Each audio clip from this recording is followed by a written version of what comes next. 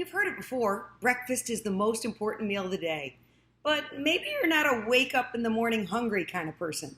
So today, here's the question. Are you really harming your health when you skip breakfast? I'm Lila Lazarus for Gracefully Greying. We're talking about breakfast, long called the most important meal of the day. But when you wake up in the morning, do you save time and bypass breakfast? Then you're running on empty, feeling tired, kind of out of sorts all day, not on your game. For expert advice, we're talking to a registered dietitian from Blue Cross Blue Shield. Good morning, Shanthi Appelo.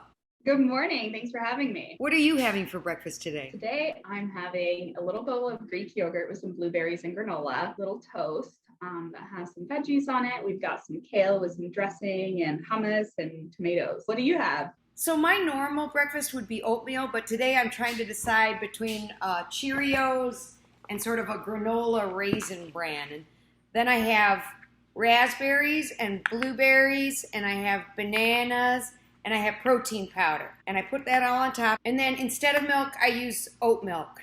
I love oat milk. It's my favorite. Okay, critique my breakfast.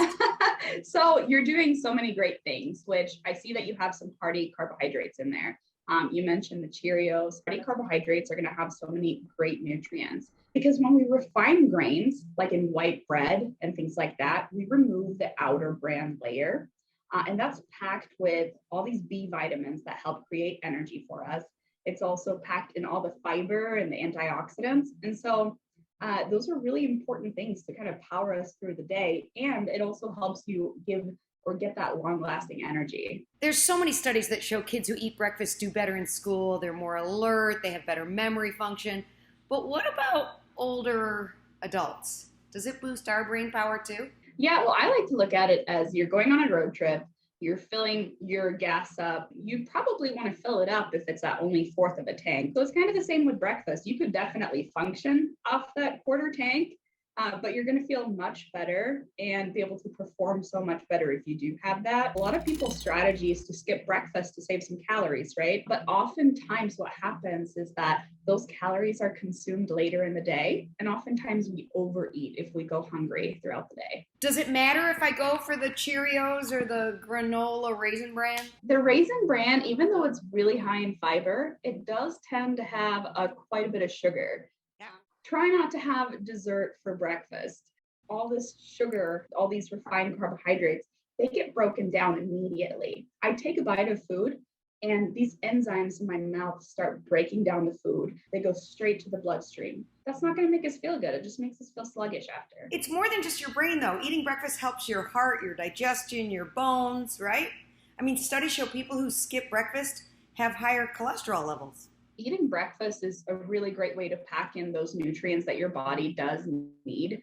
For seniors on healthiermichigan.org, I have this really great smoothie recipe because it packs in so many important nutrients that you were mentioning. For example, it's got kale, so it has a lot of vitamin K, which is great. We've also got a ton of fiber from flax seeds. Flax seeds also have omega-3, which is great for brain health. It's also great for triglycerides. Protein smoothies are great because older adults do need more protein as well. More calcium, so packing in some milk in there. So all around, smoothies can be a really great choice too. So donuts, not a great idea. I'm not going to judge you if you have one. I feel like there's a time for everything where you can enjoy the things you love to enjoy, but on a day-to-day basis, we gotta skip the sweets.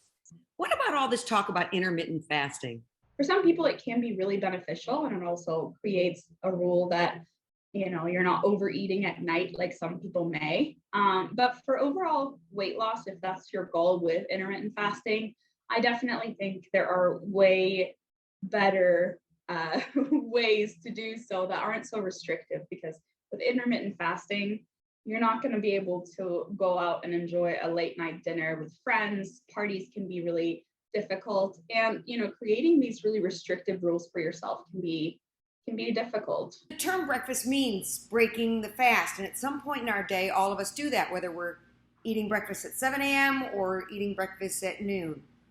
What time should you eat breakfast? Generally, it's about 2 hours after waking up. I definitely recommend listening to your hunger cues. So if you're not the kind of person who wakes up hungry, totally okay. take a while, sip on your coffee, and within those 2 hours is great. I find that if I don't eat breakfast, I'm starving by midday, and I do end up eating dessert for lunch. Oftentimes I see people that I work with who are skipping breakfast and they might skip lunch, and they feel, oh, I didn't eat all day.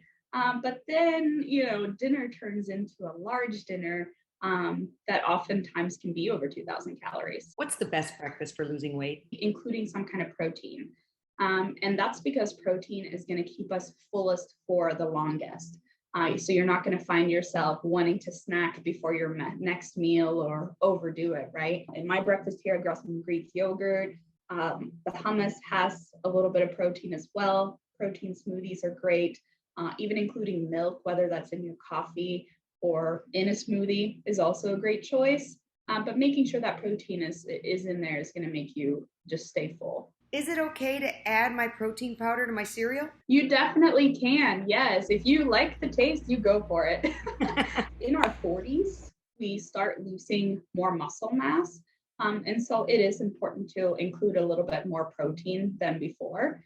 So however you need to do that to get to your goals. I think the biggest breakfast mistake is all those sweets that are so common.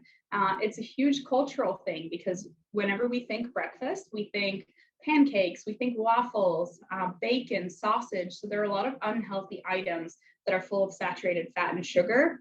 And all of those things just don't make us feel good after. It really offers that sluggish feeling. I'm drinking coffee. Is that okay? Hey, coffee is totally okay.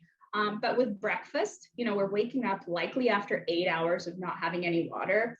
And something about caffeinated beverages, especially like coffee, is that they can be very dehydrating. So I always recommend having a glass of water with your breakfast and really make sure you hydrate in the morning.